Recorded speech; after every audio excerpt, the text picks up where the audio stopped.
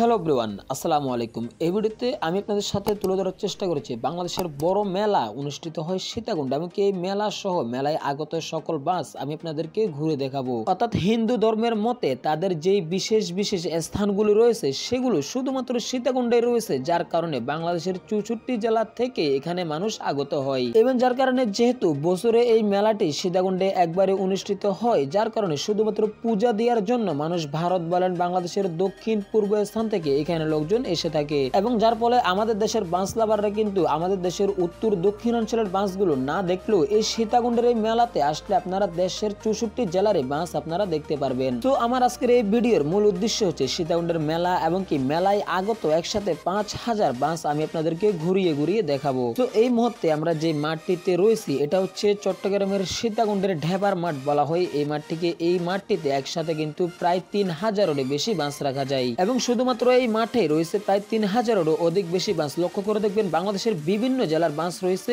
এই মাঠে।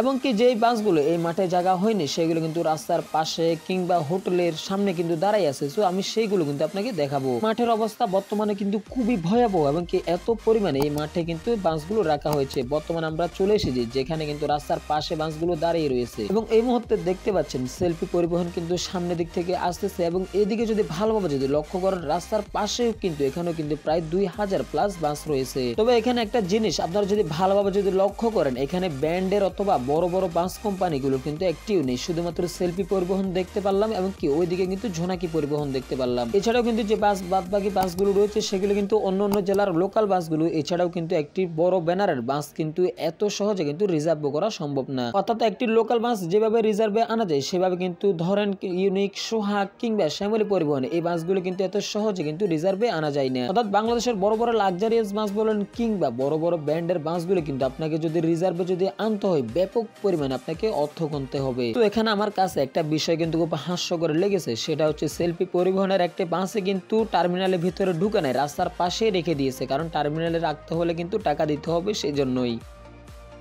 তো চলুন এবার আমি আপনাদেরকে সীতাকুণ্ডের যে মেলা অনুষ্ঠিত হয়েছে সেই মেলাটা একবার ঘুরিয়ে দেখিয়ে আনি। যদিও ঠিক অতটা কোয়ালিটিফুল ভাবে আমি এই ভিডিওগুলো করতে পারিনি, তারপরও যতটুকু সম্ভব মোবাইলের মাধ্যমে আমি সেতটুকুতে করে আপনাদেরকে দেখানোর চেষ্টা করেছি। সো আমি এখানে আসছিলাম মূলত ভিডিও করতে, যেহেতু আমার নিজের পকেটেও কোনো টাকা নেই সেজন্য সবাই কেনাকাটা করতেছে এবং আমি দাঁড়িয়ে দাঁড়িয়ে শুধুমাত্র ভিডিও করতেছিলাম। এবং আমি আপনাদেরকে কিন্তু আবারও বলে রাখতে চাই এই মেলাটি কিন্তু কোনো মুসলমানের উদ্দেশ্যে করা হয়নি, এই মেলাটি অনুষ্ঠিত হয়েছে শুধুমাত্র হিন্দু ধর্মের উদ্দেশ্যে।